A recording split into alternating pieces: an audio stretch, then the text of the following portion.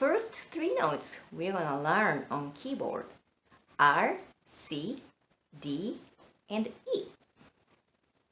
CDEs are around 2 black keys. They're 2 black keys. 3 black keys, 2, 3, 2.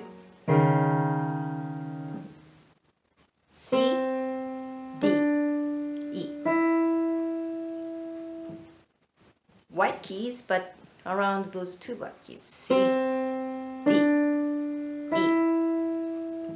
Again, 2 black keys. Those are the notes.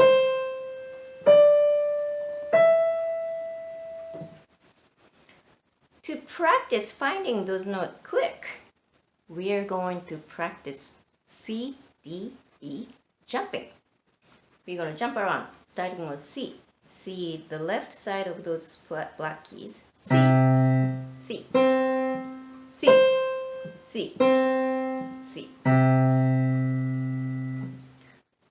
We're going to try it on D's. D's in between 2 black keys. Center of the 2 black keys. D. And go to E. E, E, E, E, E.